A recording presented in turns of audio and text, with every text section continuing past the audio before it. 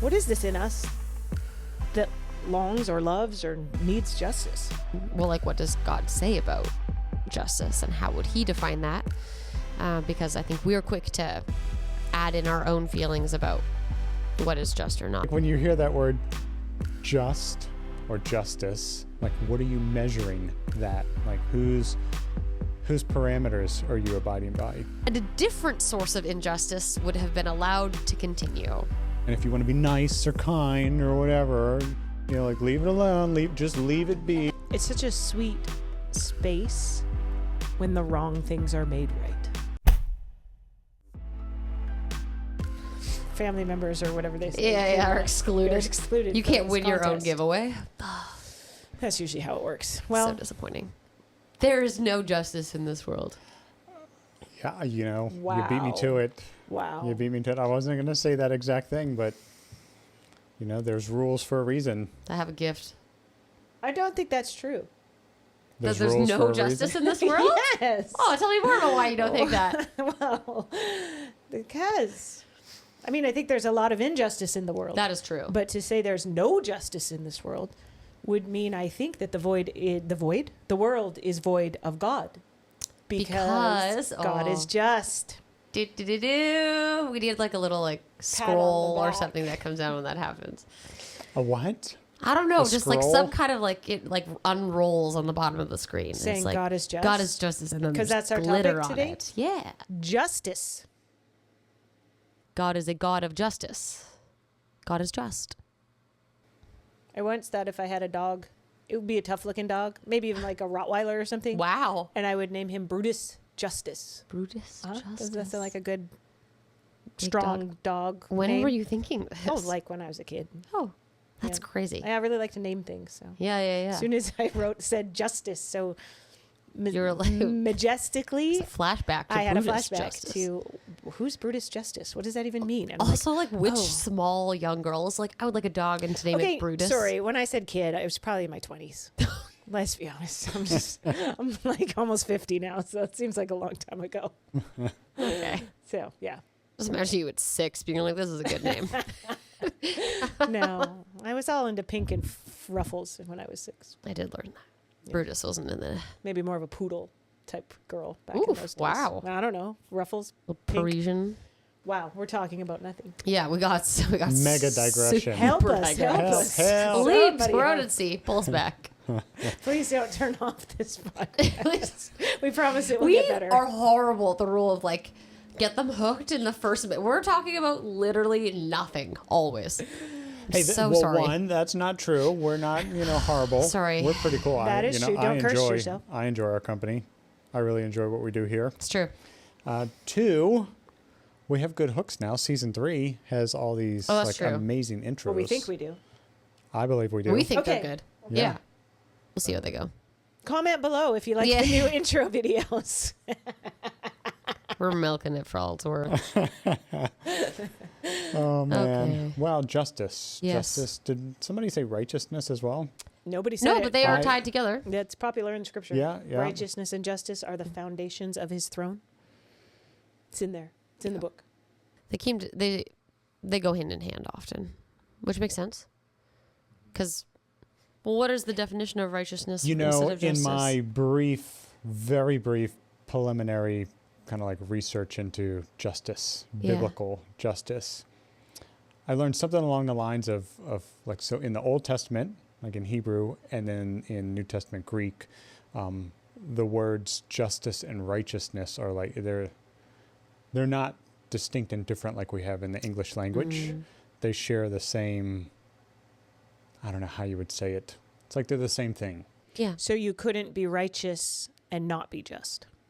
Yeah, it's over my head at that point. The furthest I got is that in that the Hebrew same and Greek, they were not the same as we're used to today, where they're two different words. Where like in English, righteous or like righteousness would be like how well you conform to God's laws and like how obedient you are to like his legal requirements or whatever, right? And justice is the act of like the punishment or reward that you receive in by response in response to being righteous. Like, so how righteous or unrighteous you are determines the level of justice, whether you get rewarded or punished, if that makes sense. That's really deep. It's like, yeah, I feel like eyes glazed over. No. My eyes didn't glaze It feels over. like one of those school topics where it's just No. like, oh man, okay, need a whiteboard. No, I think it's write it out. important. Because I think that we have a lot of ideas on what justice is or should look like. And so and even some people have negative feelings if we were to start to separate things like biblical justice or social justice. Some people are a fan of that and some people really don't like it. So there's a lot of preconceived notions or perceptions that can cloud it. So by defining it, even if it feels somewhat dictionary based, I think it's super helpful because it gets us on the same page so that we don't think we're talking about one thing and someone else thinks we're talking about another thing, and then it's just horrible. This is the kind of justice we're talking about. And then once again, because words have meaning. Really? And then we're always about like, by now we understand God is, he's the plumb line. He's the calibration weights, whatever. Like there is nowhere else you can go for like the more definitive truth as to like what is just, what constitutes perfect righteousness, or you know, it's him, it's found in him.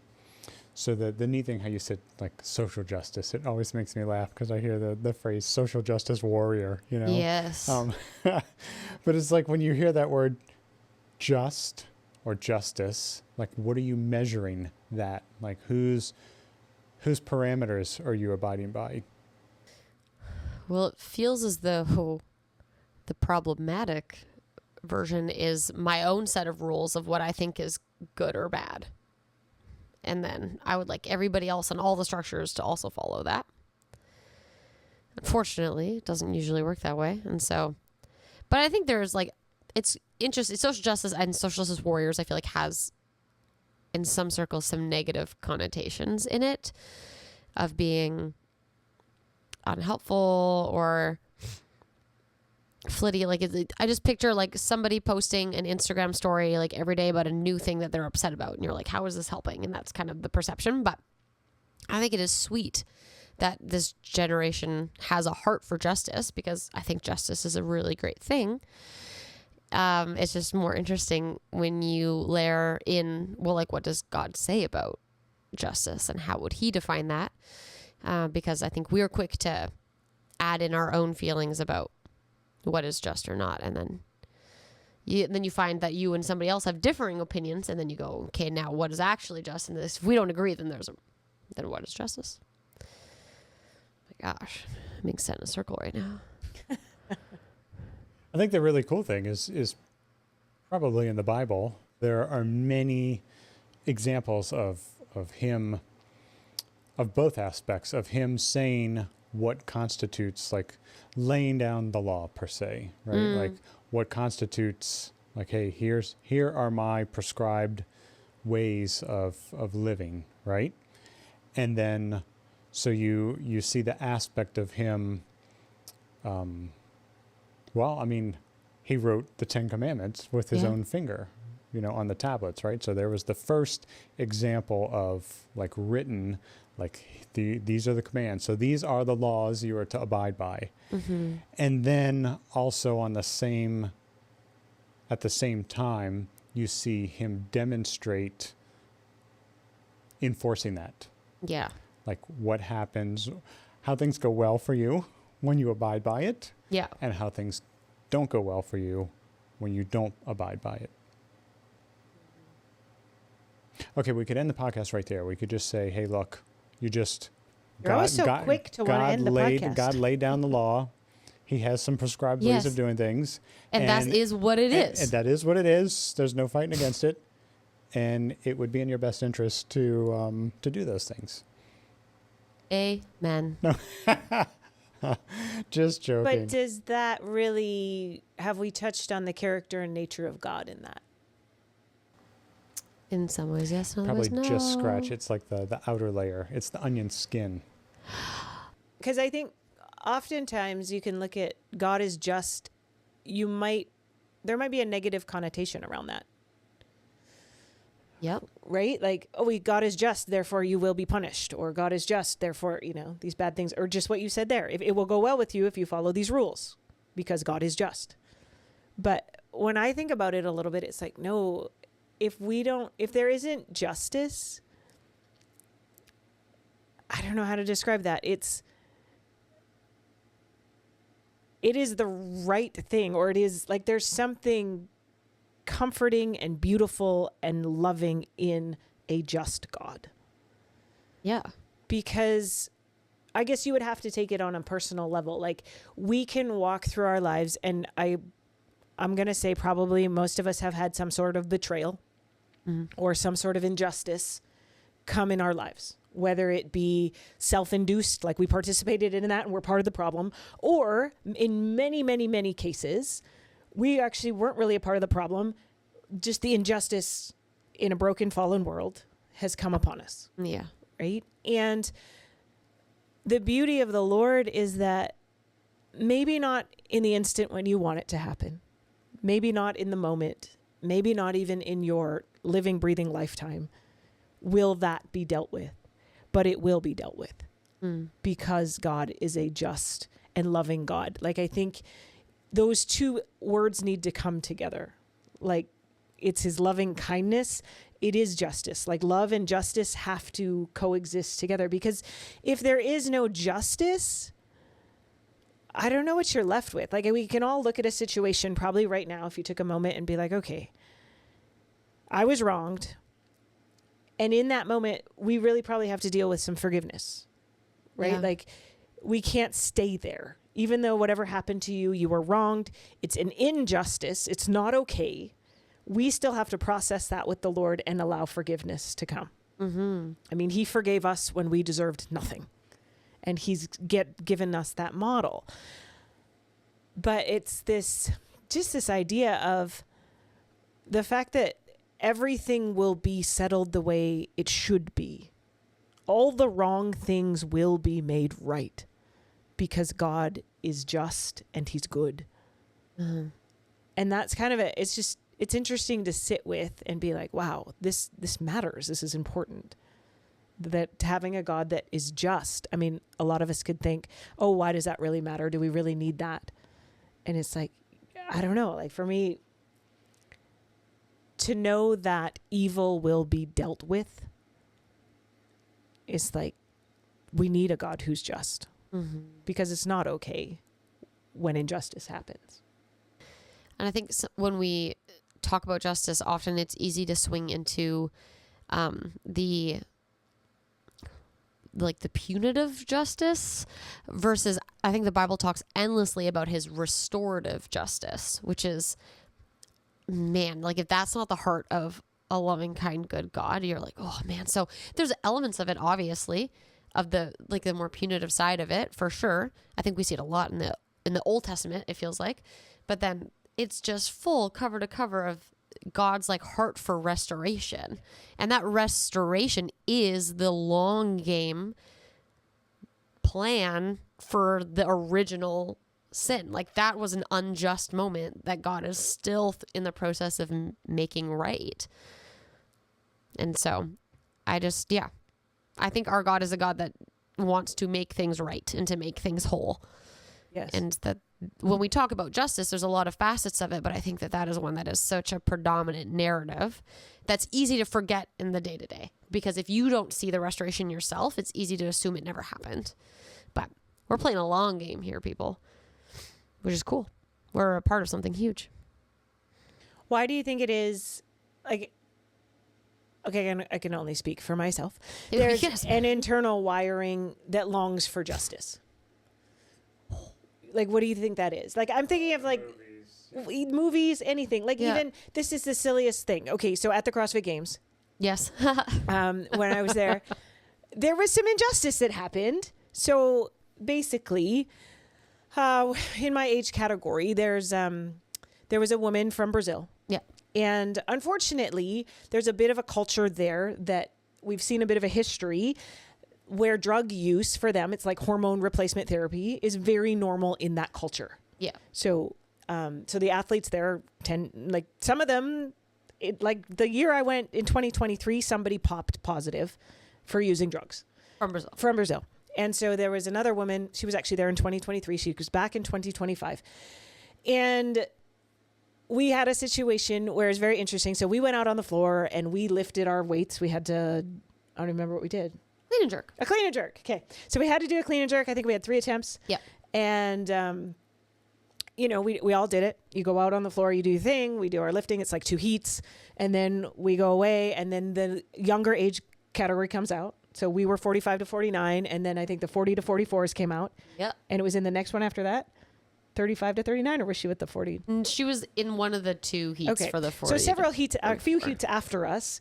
My mom and Marika are still out there watching the people lift because it's pretty impressive. It's pretty cool what these people can lift. We see a familiar face. Yeah, and so they look out on the floor and they're like, "Wait a second! This woman from Brazil is on the floor lifting, but she should have been lifting with us an hour ago." And so, like legitimately, actually about an hour. Yeah. That's not an exaggeration. Yes. That's about how much time. So then Marika has a very strong justice. I hated justice so much. It makes me so mad. She, you know, right and wrong. Integrity. These things are important to us. And so they're like, what is going on right now? Why is this woman who should have been lifting an hour ago with everybody else, why is she on the floor lifting right now? So you can take the story from here because you then took some action. I did. I took a lot of action. Well, first I was like, maybe Amy's coach will do something. And then he was like, nah, I'm good. They won't change anything. And I found that answer to be deeply dissatisfying.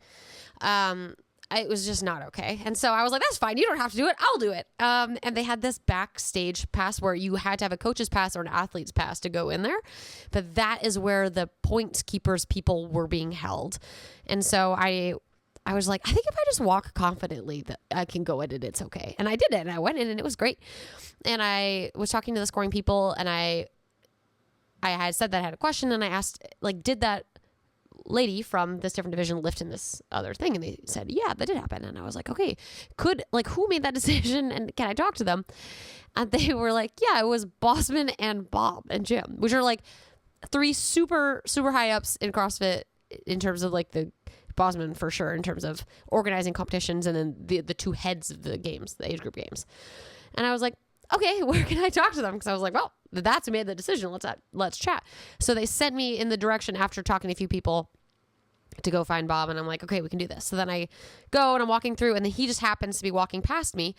So I stop him and ask if I could ask him a question and said I got sent from, I knew his name, so-and-so from scoring. And then he was like, okay, great. And so we ended up having a sweet conversation. I knew I wasn't going to get anywhere if I just leveled the hammer of justice and explained to him like why this was so bad. And so I was just very curious about their decision-making process. And it was cool and interesting actually to watch him kind of, I don't know, process it live in front of me of being like, well, it just didn't seem fair because it came up that like she didn't know that was her start time. And so she was late. She missed her heat. And so she was like, well, English is hard for me. And I was like, time is a number, not a language. I have a question. So she doesn't speak English. She has a translator. Yeah. And so the excuse was, hey, she missed her heat because there was a translation barrier. Totally. Which language could barrier. be well. Sure, maybe. And you go, maybe there's a language barrier. And he was like, okay, so we let them go. And so the point, I was like, well, do you see how it felt unfair for that one person to not be able to lift? But then there was 30 in your division. The 29 other athletes are now fighting against this score where she knew everything you had lifted and had an extra hour of recovery time before going and doing this thing. Like at this level, this matters. I think when things matter, I want it to matter all the way, not just for the sake of... The CrossFit Games is like the World Championships. This is the highest level we can be at. It's the thing that matters the most. And so, you know, from last podcast, Bob was very nice. He wanted to be nice, which is great. And so the conversation with him was actually super positive. Like he was very great at not being defensive, but explaining why they made the decision. But then at the end, he was like, how did she do? I was like, really well on the lift, like top 5. He was like, I was afraid that would happen. And it was clear that there was like nothing that they could do. At that point. They already had made the decision. They can't revoke it and then be like, oh, just kidding. We said you could lift. And now we're going to take it back because we realized that was a poor decision. Yeah. But I felt good in that, like, he knew it was a bad decision by the end of this conversation, where I'm like, okay, just do better and different next time. And I didn't flatten him and everything. And so we just, your mom and your sister were still very upset, which me too, but I was actually had the conversation. So I feel like I got some steam out. And so we just settled for praying that God would show justice somehow, some other way this week. So we did. And then we went through the rest of the weekend. Yeah. And at the very end, so what happens is they test the top 5 for drugs. And True. you know, I had a rough workout in the weekend. I finished dead last. It didn't go so good. Now I know what it feels like to finish last. For whatever reason, I kept tripping on my jump rope and I could not figure it out. And so I don't know. I finished last. Yeah. So, which means probably not going to be on the podium after that point, but just going to do the best I can. And so coming into the last day, I actually had a couple good events near really the end. Was feeling good at the end and was kind of hoping I'd be in the top 5. You know, like that feels like a marker, like that the top 5 feels better than the top 6. And so they're announcing the names so they corral us all in the back because you're not allowed to go anywhere until they drug test the top 5 and you can't, go do weird things in between. So the whole top 10 are in there waiting to figure out who the top 5 are. The whole last heat are sitting in this little corral, and then they do all their computer stuff, and then they announce who the top 5 are. And so turns out it wasn't my name announced as 5th. It was hers. Yeah. And I was sad for about 10 seconds being like, oh man, I really wanted to be top 5. And then I had a thought. I was like, oh, she finished top 5. She's getting drug tested. I think this is all going to work out just fine. There was no way she wasn't on drugs. And so it turns out several weeks later, we found out that she was on drugs. She popped positive, was taking substances she wasn't supposed to be to compete at the CrossFit Games, and so is now disqualified and banned for 4 years. And now I'm 5th instead of... Now you're 5th. And now I'm 5th. And so, but it's an interesting one where we long for justice. Oh, I wanted it in my time. I wanted it fixed right then. Correct. But then what's funny is if he had done that and he was like, okay, you're right, we'll take away the lift. She wouldn't have finished. She wouldn't have finished top 5.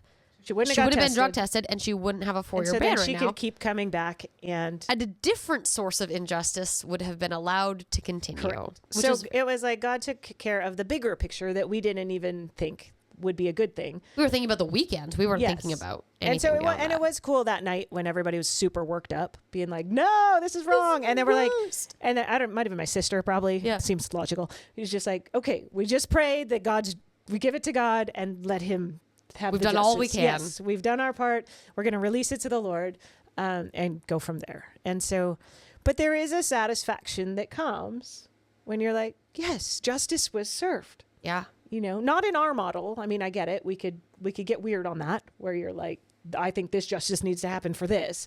But this was truly like, hey, God, you tied this thing all together. We think this is kind of lame. If you could do something about it, that'd be really great. Yes. That was our justice injustice story. But my question was before that is, what is this in us that longs or loves or needs justice? I have no idea. Outside of going a little Enneagram here, I'm an Enneagram 8, which cares a lot about justice. So I was like, this is just inherent to my personality. It is just in my wiring of, in order for things to matter, there has to be some element of rules, really. Like the thing that is the most defeating for me is I will follow the rules until I see someone else break them. And then I go, oh, you're telling me the rules don't matter anymore? Okay, great. Then we can do whatever we want. Like I'm like the worst then. I go, okay, we're all playing by our own rules. And so I think it's so clear. Like we have justice institutes, we have police, like in the framework of our society, we've set it up in such a way that like in order to thrive, there needs to be a skeleton with which to support it. And we need people making sure that we follow through with that because we are designed to live life together and to be collaborative and cohesive and to obviously to serve God and to bring heaven on earth and do all these things. And you can't do that unless everybody is on board with the same vision of like, this is what we're chasing after. If everyone has their own definition of justice and righteousness and good and evil and everyone's doing their own thing, there's absolutely no collaboration and no cohesion. You're living in absolute chaos.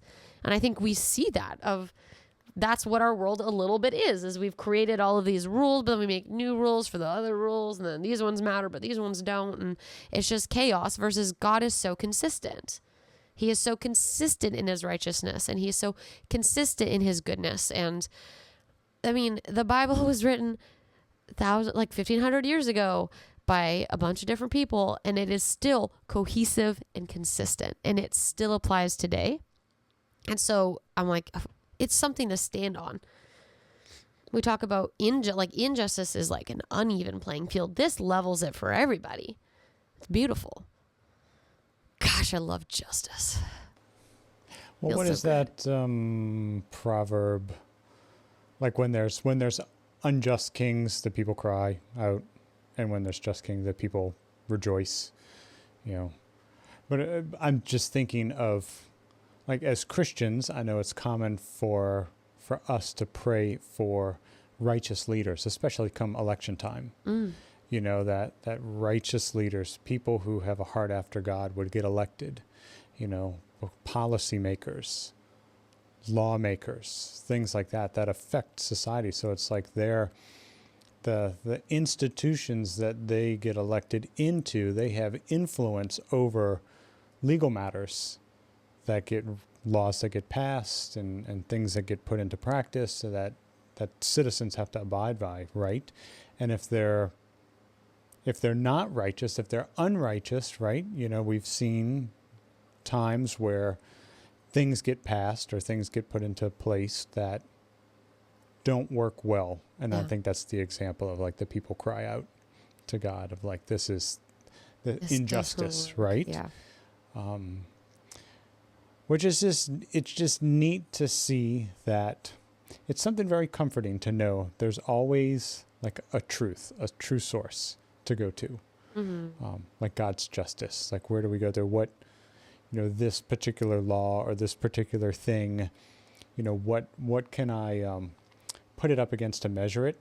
It's making me think, I'm going to geek out for a second, like so like the standards of weights and measures, I don't know all the intricacies, but there's apparently, like, so say an ounce, like, what is an ounce? Or like, say, or when they calibrate a scale, like, there has to be a true source. Yeah. So I think there's like in Paris, and there's several places where they have, like, the weight that's an ounce, and it's in this vacuum sealed glass jar or whatever, and they all get brought together, like, once every 10 years or something, and, like, to see if any have drifted. So basically it's like, without those things, how do you tell, like, whose scale? Or it's like NASA's trying to measure something, like, you need an accurate source. Yeah. Right? And so it's neat for, like, in the realm of measurement for weights or anything else that gets calibrated, there has to be a true source to go to. And the comforting fact for me is that when it comes to, like, righteousness and justice and all these things we talk about, like, we don't have several scattered all over the world that need to be brought together to make sure, like, they stayed, because, like, materials degrade, they lose atoms or whatever. Like, it's down to such a minuscule scale that they can degrade over time. But it's like we have one source that doesn't degrade, and that's it. And that's God. And there's something very comforting about that. And then how you were saying with the Bible, it's like, well, okay, God's this, this thing. It's like, what is God? The universe, Mother Nature, it's like, okay, well, we have God's written, recorded word in our Holy Bible, and that, like, that's his infallible word. Like, everything in there is truth. There's no, like, okay, well, this, 500 years later after it was written, they thought, like, okay, they found it was actually in error, so they changed it. Like, what do they have in it's funny that in college textbooks and stuff like that, what do they call it? Addition. Or revisions. Revisions Yeah. or additions. Or I can remember back in the day, you'd get a book, like, you'd get your social studies book at the beginning of the school year, and then you get, like, the handout with, because it was a brand new book, but then they had errors in it. Yes. So on your sheet of paper, it's like, okay, go to page 993. Change this. Second paragraph, like, change this. And you'd have to make those changes, like, not with the Bible.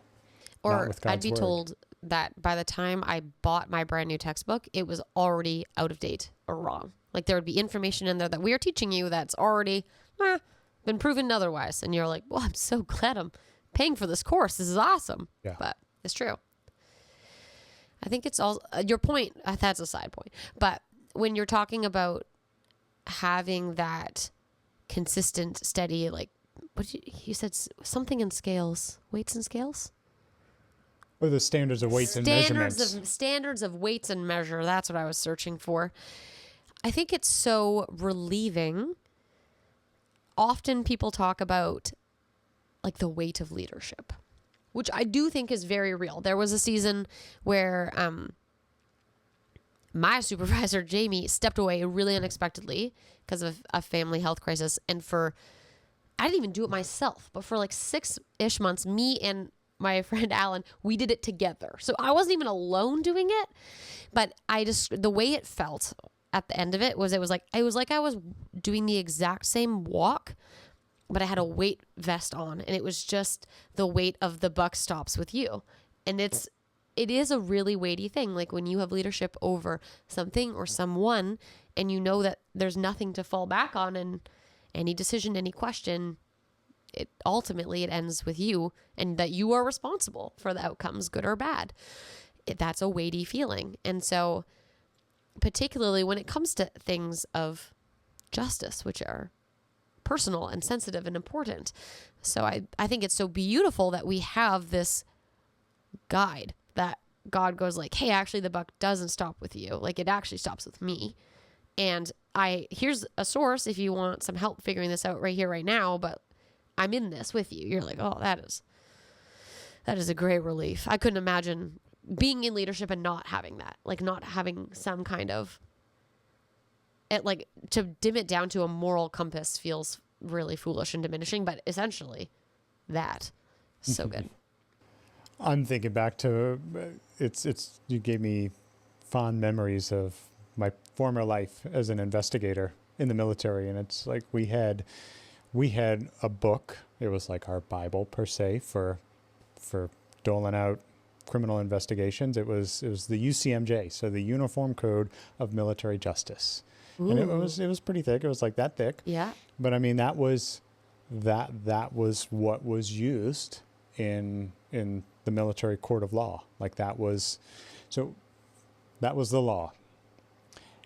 And when you're interviewing people in investigations and there's like a suspected whatever, let's say a suspected theft or whatever, and it's like as the interviewer interviewing whether it's the subject or witnesses or victims, it was almost as if you could pass the buck in a good professional way.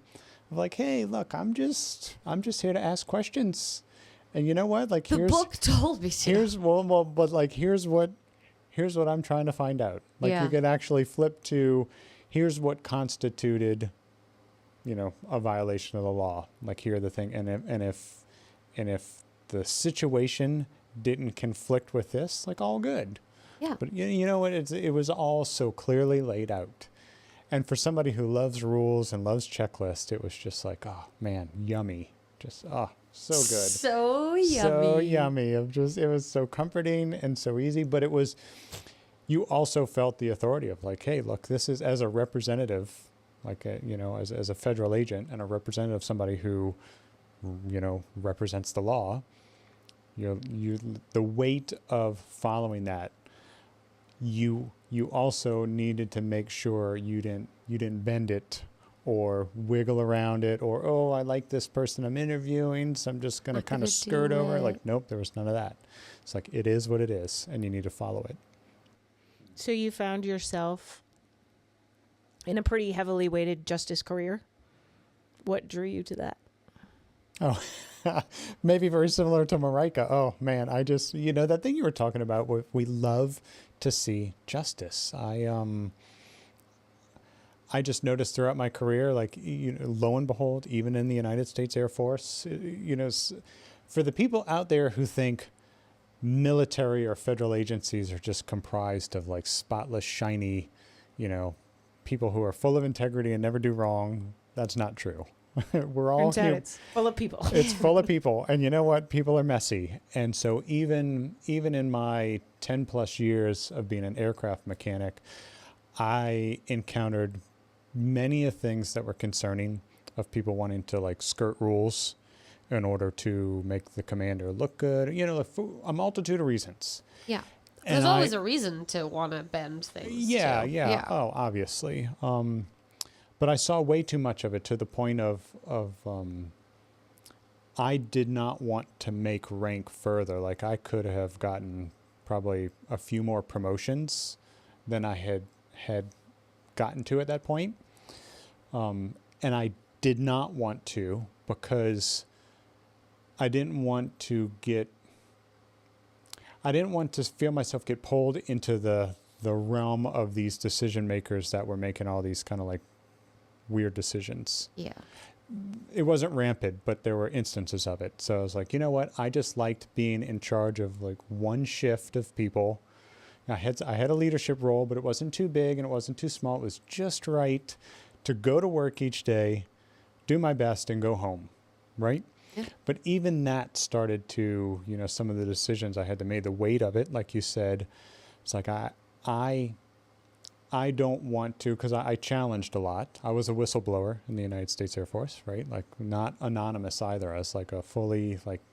I'm gonna sign my name on that one. Put my name on there, and actually my case was found to be valid, and there were quite a few people got removed from their positions and fired and whatever, and so anyway, so it was that road of like, it hit the point where I was stationed in Korea. And I went back to working on high-speed, fighter jets. So that my previous base was big, lumbering cargo planes, and it was like the city bus, right? You could just, wasn't as delicate and finicky. And then I went back to working on like the equivalent of Formula One cars in the Air Force. And it's like, Oof. These had to be meticulously maintained. And I saw, again, instances of things like skirting repairs in order to get the plane, like, oh, well, this plane needs to be in the air tomorrow. Like, it can't afford to sit on the ground an extra day, just weird stuff. And I'm like, I can't do this. Yeah. I can't. Well, I choose not to do this. Yeah. So then I went to our local, they call it Air Force Office of Special Investigations. Every Air Force base has one. And their job is to investigate felony level crimes that take place in the Air Force. Navy and Marines have NCIS. And so every branch of the military has some kind of investigative services. They also have their own police force and yada, yada. So anyway, I said, you know what? I think I want a career change into a job where, the likelihood of bending the rules or skirting or deviating is probably like substantially lower than anywhere else. Put me with the rule followers, please. There's levels, right? Yeah. Let's say you work at the base gym and you're supposed to wipe down the basketballs at the end of each shift, right? Like get the sweat off the basketballs and you're just like, oh, I don't feel like doing it, right? That's like one level. Going into OSI, AFOSI was like, there's no like, hey, you know what? I don't feel like doing this interview correctly, or I didn't feel like filing away this evidence, processing this evidence correctly. Just, same thing. Like, I don't feel like wiping the basketballs. I don't feel like handling the evidence correctly. No, there's different levels. Basketball wiping, processing evidence for a crime scene, different. Yeah. So that's why I went into it. I was like, you know what? If there's a job that requires the highest levels of integrity, the highest levels of trust, I want that. Because I just couldn't stand being a part of or seeing other people injustice and then gleefully do it. Like this person, and they're proud of it. Yeah, the person, the people in sports who cheat, it's like. I think we call that corruption. Corruption, yeah. Yeah. It's funny because I see how they get there. Like if so-and-so doesn't whip the basketballs, or if so-and-so is popping to get stronger, then you're like, that's where I easily go is, okay, well then it doesn't matter. But I think if we all followed God's rules of justice, we'd feel a little differently. Well, another thought I had too is the example of another probably C.S. Lewis example. I don't think we look at a doctor whose job, what do they call the doctors who like specialize in cancer? Oncologists. Oncologists. Like, Not a cancer doctor. Not a cancer. Well, some might call them that. so an oncologist, I doubt we look at an oncologist and think that they're a murderer or a maniac for killing cancer cells or removing tumors from people, the patients, and destroying, right? Like they destroy living cells in people's bodies on purpose, right? Yep. But they're doing it to save the patient. So no one would call them a monster for killing cancer cells, even though it's a cell. It's a living cell that God created. But the difference is that I think the way C.S. Lewis painted it is like, that's how sin is when God deals with sin. Like that cell has deviated from its original design and it has gone awry. And if left unchecked to just do its thing, and if you want to be nice or kind or whatever, like leave it alone, just leave having it a bad be. day, just let it be. Just leave it be. Yeah. Pretty soon the patient's going to die, right? It needs to be dealt with swiftly and fatally, right? For the benefit of the patient. So it's like I often think of that when I think of God's justice he is just towards sin. And, for us to look at like the different ways that God deals with sin, I don't want to look at it like looking at an oncologist and being like, how dare they? That is so mean what they're doing. It's like, no, what they're doing is necessary. Yeah. And I'm sure the patient's very thankful for that tumor getting exorcised out of their body. Right? I'm not gonna lie, I had no idea where you were going when you started that, and I really liked it. Yeah. When you went into it, I was like, that's good. The oncologist That's a good example. analogy. I was like, what does cancer have to do with this? And then you brought it all the way out, and I was like, wow, it's really good. Like sin is spiritual cancer, and if left unchecked, it will run rampant. Totally. So maybe we should all aspire to be spiritual oncologists. Wow. Wow. Cut out the cancer. That's justice. And the oncologist, right? Like I do that a lot. Yep. It's like I now present to you. This is like our scroll at the bottom of the screen. Yeah. That oncologist didn't just wake up one day and said, hey, this is what I'm going to do. And then if they were interviewed, like, hey, how do you know what you do? And, who gave you authority? And how, like, they were trained by the medical system that has, like, rules and regulation. There's a system they operate under to perform their expertise, right? And they get to call themselves an oncologist because they're recognized by the medical board. Really? Who has said, like, okay, you've deemed yourself righteous or whatever. Right? We have deemed you fit. We have deemed you task at fit hand. to do this. Yeah. So it's like, as spiritual oncologist, I guess my question would be is how do we posture ourselves, or how do we prepare ourselves, or train ourselves, or educate ourselves that instead of like the medical board, it's God who says, well done, good and faithful servant.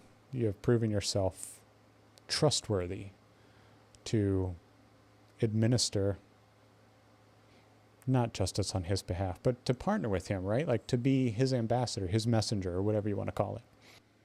Yeah, don't become, God's vigilante? Yeah, totally. No, don't do that. He can do it himself. He's very capable. Yeah. And I mean, that's a very good point to bring up as well. Like vengeance belongs to one person, the Lord. Yeah.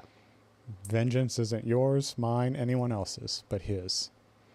Yeah, I don't think to partner with God in his justice means to do his justice for him, as much as it's can I align my life and my principles to match with your justice, and then to desire to see that played out, rather than being like, I think what you did was unjust, and therefore let me help you fix that for yourself. Where you're like, how could I become so formed like him that those values and that his righteousness and his justice is my righteousness and my justice, and then I'm like, then just by being, you get to play a role in his justice playing out, which is very cool.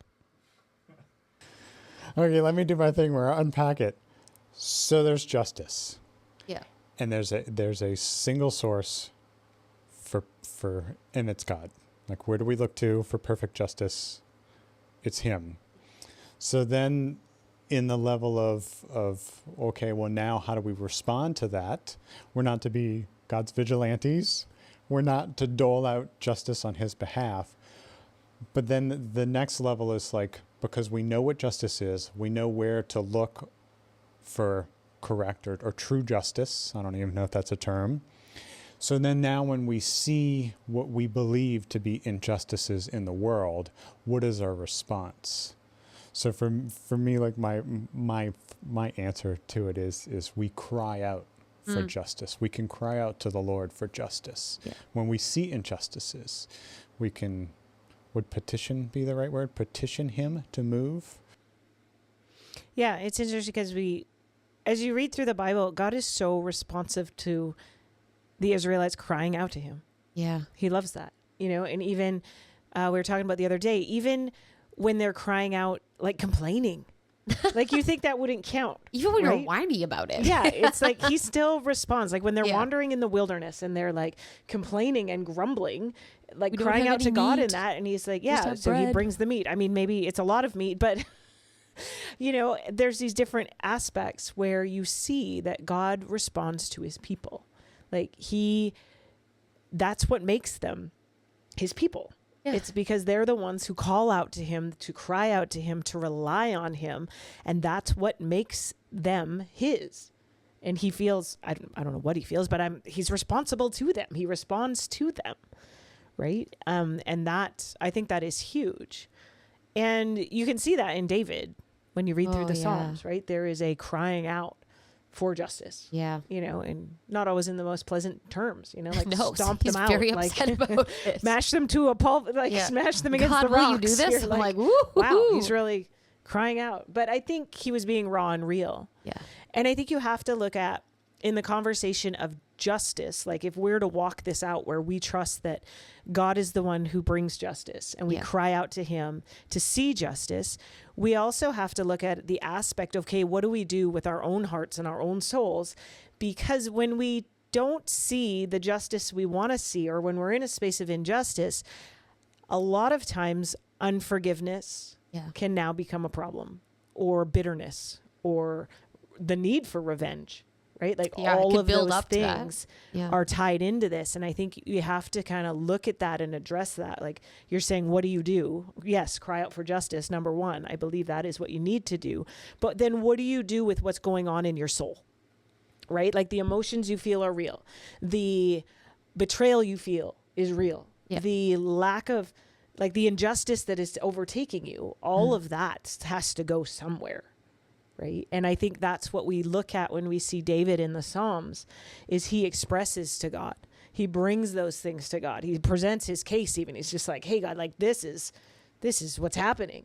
And, I think it's funny sometimes you read and it's like David could do no wrong sometimes in his Psalms. He's like, God, I've done this and I've done that and I'm righteous and I'm this. And these people are coming after me and, I've done nothing. And maybe in that situation, he hadn't done anything, but he also was fallible like all of us. Truly. So it is looking at that and checking in and seeing, do I have unforgiveness festering here like it does, like a toxic poison inside of you? Yeah. I think that's another piece of this journey of wading into what do we do when injustice comes up. That's so cool to think about. This isn't a fresh rev for me. But it's an old rev, but we like it. Rev. Just think for a second that all the biblical heroes we read about, human, just like us, just like me. I mean, they're just like us.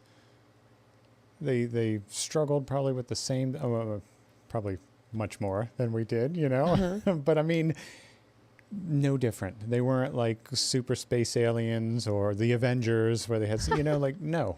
A human being, like just like us. Super space aliens, like they're the higher level. Yeah.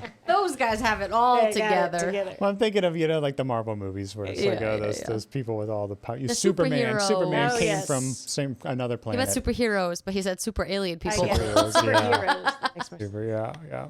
Well, and then I love too, like when you read in Hebrews, when it talks about like when God talks about Abraham and Sarah, and like when you read it in Hebrews, it's like, man, those guys had it together. Like they're incredible. Like they're written in history later when they're talked about in Hebrews as like great faith. Yeah. These ones of great faith. And when you go read the Bible, we read it from our human lens. You're like, really? Great faith? Like it.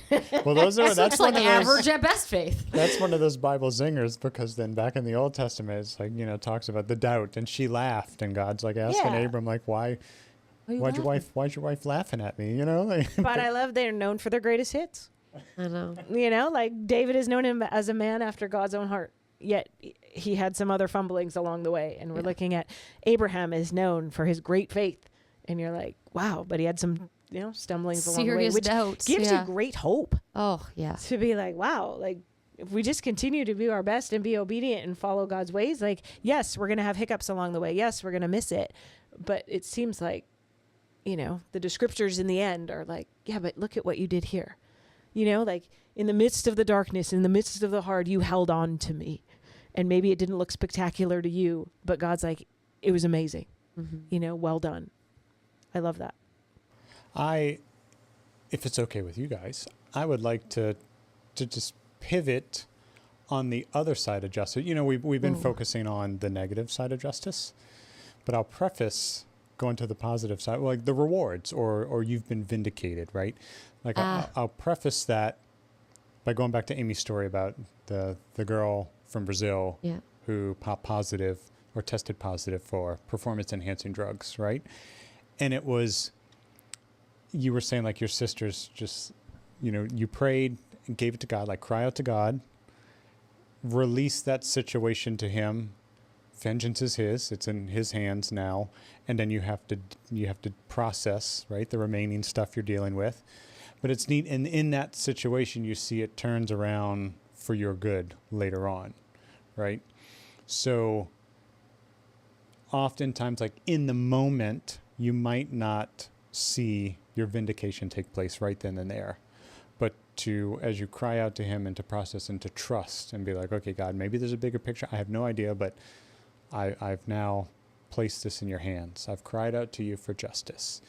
The celebration of those times where you see the reward, like where you knew you were in the right. And how did you know you were in the right? Because you got the book, you got the UCMJ, you got the Bible, right? That says like these are the requirements, and then you knew you weren't being corrupt, you weren't being deceiving, right? Yeah. But you were wrong. You were done dirty by somebody. And you cry out, and now it's been some time, whatever you process. But then when you come and you've been vindicated, like those are those sweet moments where you're like, oh, yes. You just fall on your knees and thank God. Like you heard me. You heard me. You heard my prayers. You answered my prayers, right? Like I think, would that fall into the side, like in the beginning we were saying, there's punishment or reward. Mm-hmm. So it's like, would that be the reward side of things where you were a law-abiding citizen and you just somebody, whatever, for whatever reason, in the moment you were being painted in a bad light, or your situation was going, and you're like, no, this isn't an injustice I'm experiencing being done to me, and I know I'm in the right. But then when you see those moments where it's made right? Yeah. I think it's such a sweet space when the wrong things are made right. Right? When an injustice is turned around and it's made right. There's something, it's like warm, fuzzy, like it's like, yes, this is the way it was meant to be. Yeah. Right? There's something beautiful about that. Yeah, absolutely.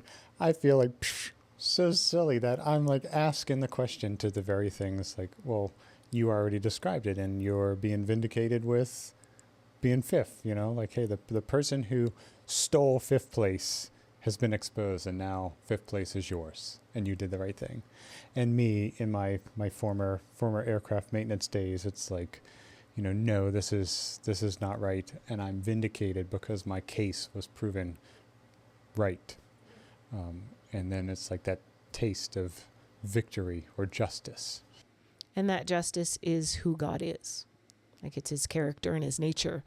And so I think when we haven't yet seen the justice come, like it's not trusting in our circumstances. It's not even trusting that, well, God will turn this around and vindicate me. Like, it's like, yeah, maybe in your lifetime, maybe not.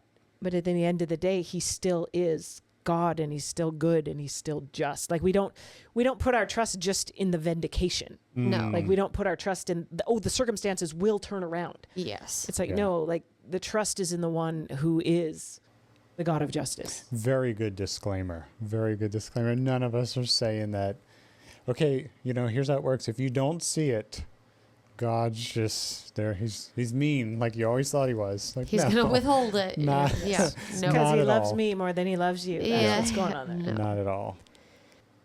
Yeah, that's the cool thing. He is always just. He is always just, always righteous, always true, always good, always loving. He's always all the things. Yeah.